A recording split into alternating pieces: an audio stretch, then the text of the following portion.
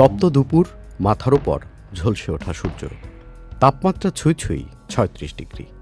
একটি ছোট এসিবিহীন ঘর, নেই কোনো সিলিং ফ্যান।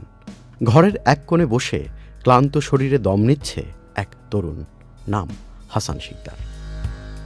এই দৃশ্যটা শুধুই এক মুহূর্তের ক্লান্তি নয়, এটা এক দীর্ঘ সংগ্রামের প্রতিচ্ছবি, একটা পথ চলার গল্প, যেখানে প্রতিটি ঘামবিন্দু লিখেছে ইতিহাস। ২০২৫ সালের আগস্টের একদিন রিংয়ের ভেতরে দাঁড়িয়ে হাসান মুখোমুখি হয়েছিল ভারতের ৩ বারের চ্যাম্পিয়ন লোকেশ দাঙ্গির সাথে। চারদিকে সংশয়, অনেকেই বলেছিল এটা অসম লড়াই, কিন্তু ইতিহাস তো লিখে তারাই যারা অসম্ভবকে চ্যালেঞ্জ করতে জানে। সেই দিন হাসানের একের পর এক খুশিতে বদলে যায় দৃশ্যপট, আর শেষ পর্যন্ত তিনি জিতে নেন WBC এশিয়ান কন্টিনেন্টাল চ্যাম্পিয়নশিপের শিরোপা। এই যাত্রাটা মোটেও ইজি ছিল না, অনেক চড়া উতরা পাল করে এখানে আসতে হয়েছে। যেরকম আমাদের এই খেলাটার পিছনে অনেক বেশি ব্যয় হয়, মানে যেরকম আর্থিকভাবে এটা আমাদের একদম পার্সোনাল নিজের পকেট থেকে যায়। তো আমরা নিজের টাকা খরচ করে ট্রেনিং এত হার্ডওয়ার্ক করে এখানে আসাটা অনেক টাফ। আর আমি এটা রিসেন্ট ইন্ডিয়ান একজন 3 বারের national champion, Indian gold, national gold, তাকে হারিয়ে আমি এই অর্জনটা উইন করি। 200-র বেশি সার্ভিস ও ফিচারে লেনদেনের সব বিকাশ অ্যাপে সম্ভব।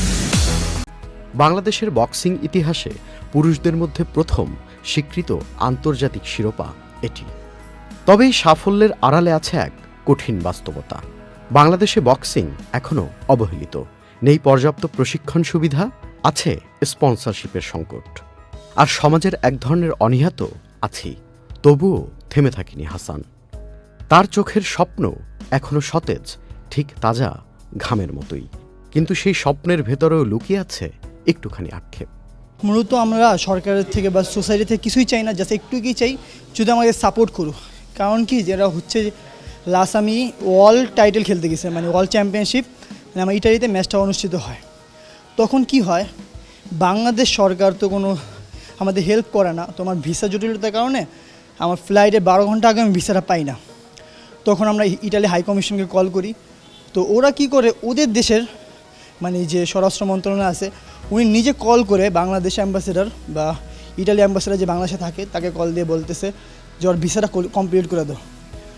তো আমরা বাইরের থেকে সাপোর্ট পাচ্ছি, কিন্তু ভিতর থেকে মানে আমি দেশের হয়ে কোনো সাপোর্ট পাচ্ছি না। হাসানের কথার সুরেই কথা বলেন তার বক্সিং প্রশিক্ষক রহমত সানি। তিনি বললেন, প্রতিভা এই দেশেই আছে, দরকার শুধু পৃষ্ঠপোষকতা আর একটু বিশ্বাস।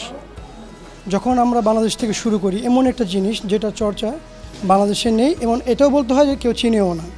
তো সেই জায়গা থেকে আমরা নিজেরা ট্রেনিং করে নিজেদের পৃষ্ঠপোষকতায় আমরা ইন্ডিয়াতে খেলতে যাই সর্বপ্রথম। তো সেখানে যাওয়ার পর আমার ফার্স্ট বাউট যেটা হয়, ডেবিউ ফাইটটাই হয় হচ্ছে একটা ইন্টারন্যাশনাল ফাইট আফগানিস্তানের বিরুদ্ধে। সেখানে আমাদের টিমের একটা উইন হয়, একটা লস হয়। আনফর্চুনেটলি লসটা আমার ছিল।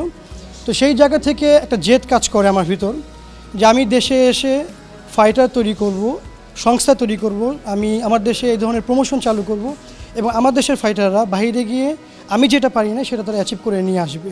তো মূল লক্ষ্যটা হচ্ছে যে ইউথদেরকে নিয়ে কাজ করা, যাতে করে ইউথরা স্পোর্টস প্রেমী হয় এবং তারা দেশের জন্য কিছু করতে পারে।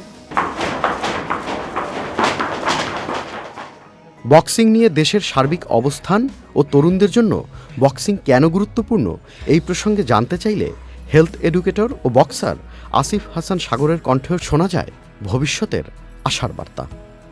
বক্সিং বা এই যে স্পোর্টস ভিত্তিক কমব্যাট স্পোর্টস, এই সেক্টরগুলোতে ছেলেমেয়েরা যখন আগায় আসবে, ওদের মেন্টাল হেলথ, ফিজিক্যাল হেলথ সব কিছু কিন্তু দুর্দান্তভাবে কাজ করবে। বক্সিং, কিক বক্সিং, এটা প্রতিটা ছেলেমেয়ের জন্য, এবং আমাদের দেশের নতুন একটা দেশ হিসেবে যদি আমরা চিন্তা করি যে আমাদের ইয়াং জেনারেশন, সামনে আলফা জেনারেশন আসতেছে, জেনজি চলতেছে, ওদেরকে আমরা আসলে কী শিক্ষা দিতে পারি, ওইটার উপর বেস করে আসলে আমি এই MMA কমব্যাট স্পোর্টসের সাথে কানেকশন হই। এবং আলহামদুলিল্লাহ আমার কাছে মনে হচ্ছে যে ইয়াং জেনারেশনের যেই আস্তে আস্তে যে লক্ষ্যটা, আস্তে আস্তে এটা পরিবর্তন হচ্ছে। কোনো এক তপ্ত দুপুরে সেই ছোট্ট ঘর থেকে স্বপ্ন দেখা তরুণ যদি আন্তর্জাতিক রিংয়ের আলোয় স্বপ্ন বুনতে পারে, তাহলে এখনই সময় তরুণদের বক্সিং নিয়ে স্বপ্ন দেখার। Tanvir Limon, channel I.